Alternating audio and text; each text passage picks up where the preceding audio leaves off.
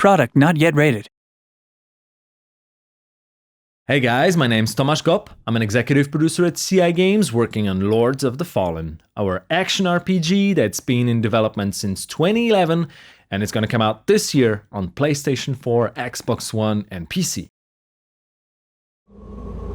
Let's roam a little bit around Old Monastery, and in the meantime I'll tell you about some crucial ideas that drive the development of our game. First few combat encounters you will see here focus around faster and agile opponents, so I'll try to use lighter gear and maneuver right. For example, trying to get the perfect positioning and perfect timing for an effective critical strike. It requires a little bit of practice, but is well worth the effort. The world we set the game within is very old, and the legend has it that a couple thousand years ago, people have fought and successfully defeated their god together with his demonic army, and it's since then that they believe evil can be completely cast away from human nature. Each individual who commits a deadly sin is forever marked with a tattoo across the face, becoming an outcast for entire lifetime.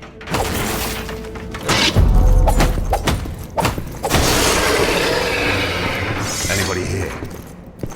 Harkin, our hero, has a very dark past behind him, and because of that, when the demons, or the Roger as we call them, started to reappear, he is assigned to face the threat.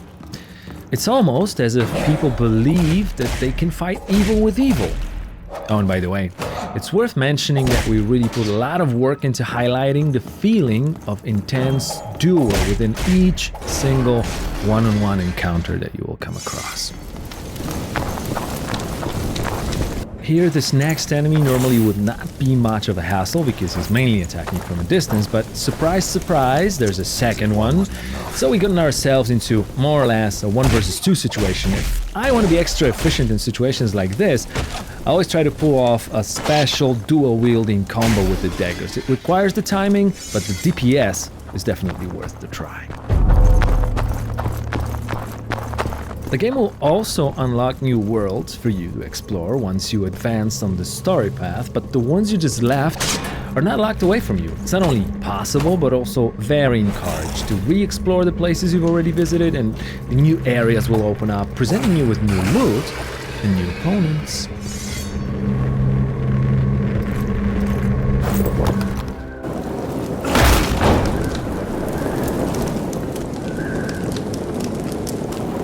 All quiet here too, old man.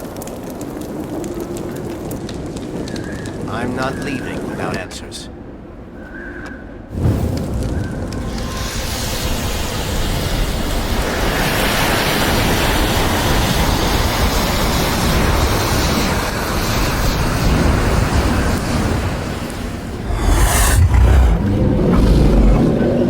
This one here is a different type of opponent. He's bigger, stronger, more aggressive, but also he's not defending himself, so I'll try a different type of timing with this guy, using a heavier gear. Since we're not a slasher, certain things will not work, like noshing the button, for example.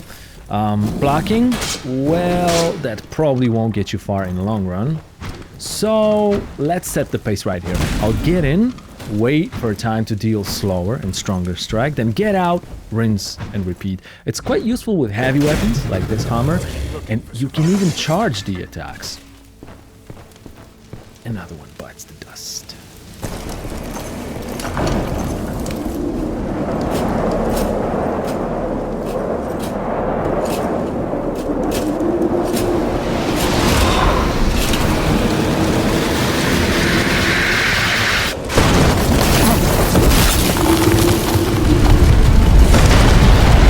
Okay, let's jump straight into a boss fight now. This is going to be the first boss of the game. We call him First Warden.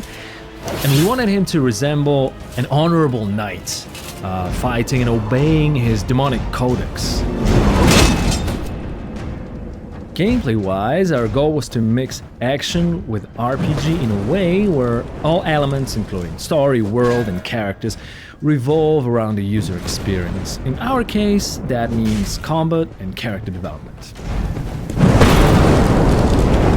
Basically, there are two main pillars of combat in Lords of the Fallen: melee fighting and magical, supernatural skills. The first one is fairly tactical and rewards players who like the feeling of learning and that special sense of becoming proficient at game mechanics. The magical side of Lord's Combat, on the other hand, even though it's not covered in this video, is designed to feel very spectacular and powerful. But that is also not the only reward that comes with using it. Our goal was to give players the means to distribute the process of learning how to play the game along the time they choose.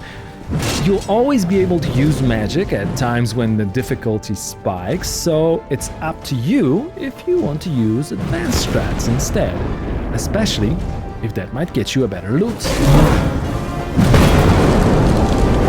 There are 3 character classes that you can choose from at the start of the game: Warrior, Cleric and Rogue, and they will determine the set of spells that manifest your playing style. Apart from that, the statistics of a character, the gear that you want to use, can be freely mixed regardless of its suggested class association.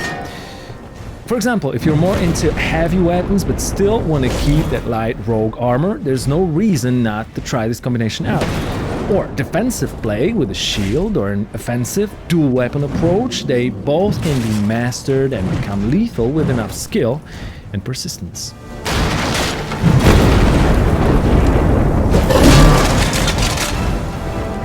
The last stage of the first Warden fight is where it gets interesting, because we finally managed to destroy the shield, making him a bit more vulnerable. At the same time, we pushed his aggression a little bit over the edge. If you remember not to get greedy and deal too much damage at too short amount of time, you can make it. Just please try to avoid his special attack, as it can stun lock you, and of course, we wouldn't want that, would we?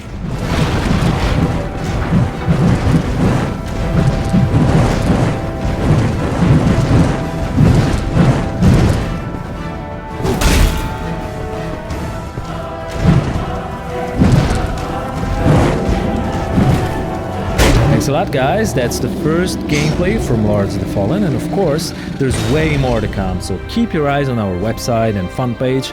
We want to make sure you know everything you wish about our game before it gets to your PlayStation 4, Xbox One, and PC.